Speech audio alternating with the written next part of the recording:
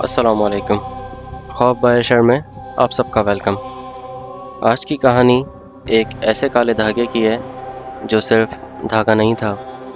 لوگ کہتے ہیں کچھ چیزیں گھر میں لانا تو بہت آسان ہوتا ہے، لیکن انہیں واپس نکالنا انتہائی مشکل۔ اور اگر کسی رات آپ کو اپنی چھت پر کسی کے قدموں کی آواز سنائی دے تو کبھی بھی اس آواز کا پیچھا مت کرنا۔ لائٹس بند کر لو، ہیڈ فونز لگا لو اور تیار ہو جاؤ، کیونکہ آج کی کہانی آپ کو رات بھر سونے نہیں دے گی۔ رات کے قریب 1 بج رہے تھے۔ کراچی کے ایک پرانے علاقے کی گلی میں ایک چھوٹا سا گھر تھا جہاں اریب اپنی ماں کے ساتھ رہتا تھا۔ اریب آن لائن ڈیلیوری کا کام کرتا تھا، پیسے کم تھے لیکن زندگی جیسے تیسے گزر بسر کر رہی تھی۔ لیکن پچھلے کچھ ہفتوں سے اس کی ماں عجیب باتیں کر رہی تھی۔ بیٹا، رات کو چھت پر کوئی چلتا ہے۔ پہلے اریب کو لگا یہ سب اس کی ماں کا وہم ہے، لیکن پھر ایک رات اس نے یہ ساری آواز خود سنی،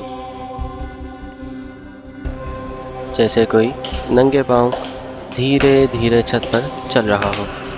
اریب فوراً اٹھا اور ٹارچ لے کر اوپر گیا، لیکن چھت بالکل خالی تھی اور ایک کونے میں ایک کالا دھاگا پڑا ہوا تھا جس پر لال رنگ کا کچھ لگا ہوا تھا۔ اس نے دھاگا اٹھایا اور نیچے آ گیا۔ اس رات کے بعد جیسے سب کچھ بدل سا گیا ہو۔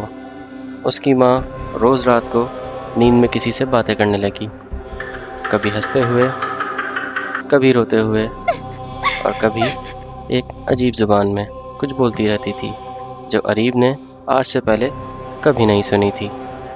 ایک دن صبح اریب اٹھا تو اس نے دیکھا اس کی ماں کچن میں کھڑی دیوار کی طرف منہ کر کے دھیرے دھیرے اپنا سر دیوار پر مار رہی تھی۔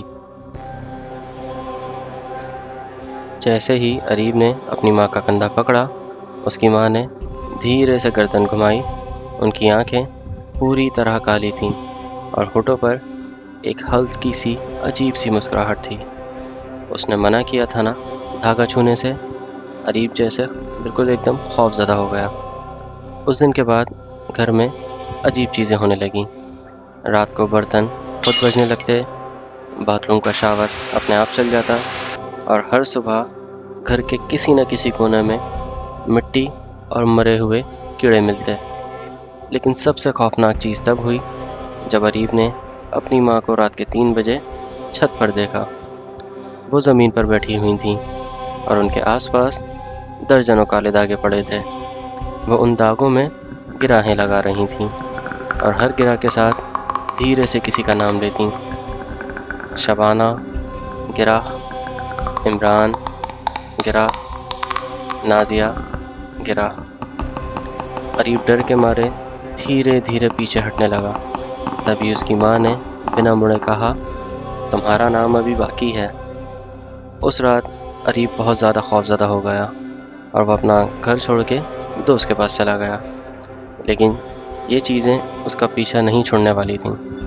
اس کے فون میں انون نمبر سے بلینک کال آنے لگی۔ ہر کال میں صرف ہلکی سی سانس کی آواز ہوتی اور پھر ایک عورت کی آواز، دھاگا واپس کرو۔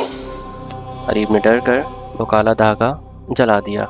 اس نے سوچا کہ اس کے دھاگے کو جلانے سے سب کچھ ختم ہو جائے گا، لیکن اسی رات اس کی ماں مر گئی۔ پولیس نے کہا ہارٹ اٹیک تھا، لیکن اریب حقیقت جانتا تھا کہ یہ نارمل موت نہیں تھی۔ جنازے کے بعد جب وہ گھر واپس آیا تو پورا گھر بالکل خالی تھا، نہ آواز نہ حرکت، سب کچھ جیسے بالکل نارمل اور شانت لگ رہا تھا۔ اریب نے سکون کا سانس لیا اور اپنے روم میں جا کر لیٹ گیا۔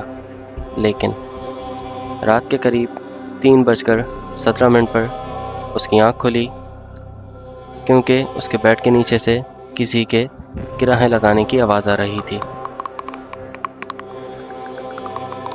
جیسے دھاگے کسے جا رہے ہوں۔ اس کا پورا جسم جیسے بالکل ٹھنڈا پڑ گیا۔ روم کا پنکھا دھیرے دھیرے رکنے لگا اور ہوا میں ایک عجیب سی بدبو پھیل گئی، جیسے گیلی مٹی اور جلے ہوئے گوشت کی بدبو۔ اریب نے ہمت کر کے موبائل کی فلیش لائٹ آن کی اور دھیرے سے بیڈ کے نیچے روشنی کی۔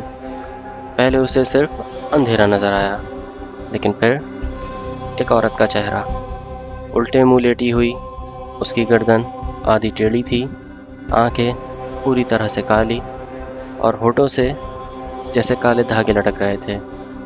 وہ دھیرے دھیرے مسکرا رہی تھی۔ اریب چیختا ہوا پیچھے ہٹا، لیکن اسی وقت روم کا دروازہ زور سے بند ہو گیا اور دیوار پر خون سے لکھنا شروع ہو گیا۔ گراہوں کو پورا کرو، گراہوں کو پورا کرو۔ اریب جیسے خوف زدہ ہو گیا، خوف کے مارے اس کی آنکھوں سے آنسو نکلنے لگے۔ اس نے پوچھا، تم لوگ کون ہو؟ تبھی بیڈ کے نیچے والی چیز رینگتی ہوئی باہر آئی۔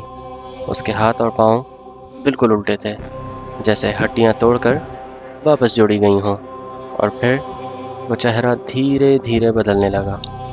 پہلے ایک انجان عورت، پھر اس کی ماں۔ لیکن وہ اس کی ماں نہیں تھی۔ اس کی آواز ایک ساتھ کئی لوگوں جیسی لگ رہی تھی۔ ہم اس چیز کے غلام ہیں جو داغوں میں بند ہے۔ تم نے ان کا نشان گھر سے ہٹا دیا، اب وہ تمہارے جسم میں جگہ بنائے گا۔ اریب نے فوراً دروازہ کھولنے کی کوشش کی، لیکن دروازہ نہیں کھلا، اور پھر اس نے محسوس کیا کسی نے اس کے پاؤں پکڑ لیے ہیں۔ نیچے دیکھا تو درجنوں کالے دھاگے تھے اس کی ٹانگوں سے لپٹ چکے۔ وہ چلاتا رہا، لیکن دھاگے دھیرے دھیرے اس کی اسکن کے اندر گھسنے لگے، جیسے وہ بالکل زندہ ہوں۔ اس کے ہاتھ کی رگیں کالی ہونے لگیں، آنکھوں کے سامنے اندھیرا چھانے لگا، اور پھر اس نے اپنے کان کے پاس ایک پھسپھساہٹ سنی، اب تم گرہ لگانے والے ہو۔ اگلی صبح محلے والوں نے گھر سے عجیب آوازیں سنی۔ پولیس آئی، دروازہ توڑا گیا، لیکن اندر کوئی نہیں تھا۔ صرف دیواروں پر انگلیوں سے بنائے ہوئے کالے نشان تھے، اور پورے فلور پر ہزاروں کالے دھاگے بکھرے ہوئے تھے۔ پولیس واپس جا رہی تھی، تبھی ایک کانسٹیبل کی نظر کچن پر پڑی۔ وہاں اندھیرے میں کوئی کھڑا تھا۔ وہ دھیرے دھیرے سامنے آیا۔ وہ اریب تھا، لیکن اس کی آنکھیں پوری طرح سے جیسے کالی تھیں، اور اس کے ہونٹوں پر سلائی کی طرح کالا دھاگا سلا ہوا تھا۔ اس کے ہاتھ میں ایک نیا دھاگا تھا جس میں وہ دھیرے دھیرے گرہ لگا رہا تھا۔ کانسٹیبل نے ڈرتے ہوئے اریب سے پوچھا، یہ سب کیا ہے؟ اریب نے دھیرے سے گردن اٹھائی اور ایک عجیب مسکراہٹ کے ساتھ بولا، ابھی تو صرف شروعات ہے۔ پھر اس نے دھاگے میں آخری گرہ لگائی، اور اسی وقت پولیس اسٹیشن میں بیٹھے اس کانسٹیبل کا بیٹا اپنے بیڈ کے نیچے سے آنے والی آوازوں سے جاگ گیا۔ آج بھی کچھ لوگ کہتے ہیں کہ اگر رات کے 3 بجے گھر میں گرہ لگنے جیسی ہلکی ہلکی آوازیں آئیں تو کبھی بیڈ کے نیچے مت دیکھنا، کیونکہ ہو سکتا ہے کوئی اور آپ کا نام دھاگے میں باندھ رہا ہو۔ اگر آپ کو یہ کہانی پسند آئی ہو تو ویڈیو کو لائک ضرور کریں، شیئر کریں، تاکہ اور لوگ بھی اس خوف کو محسوس کر سکیں، اور چینل خوف بائی عشر کو سبسکرائب کر کے بیل آئیکن ضرور پریس کریں، کیونکہ یہاں خوف صرف سنایا نہیں جاتا، محسوس کروایا جاتا ہے۔ اور اگر آپ کے ساتھ بھی کوئی ہارر، پیرانارمل یا انیکسپلینڈ واقعہ پیش آیا ہو جو آپ دنیا کے ساتھ شیئر کرنا چاہتے ہیں، تو آپ ہمیں اپنی سٹوری ای میل یا واٹس ایپ کے ذریعے بھیج سکتے ہیں۔ ڈیٹیلز آپ کو ڈسکرپشن میں مل جائیں گی۔ ہو سکتا ہے اگلی ویڈیو آپ کی کہانی پر ہو۔ میں ملوں گا آپ سے ایک اور خوفناک کہانی کے ساتھ۔ تب تک کے لیے رات کو بیڈ کے نیچے دیکھنے کی غلطی مت کریے گا۔ اپنا خیال رکھیں۔ اللہ حافظ۔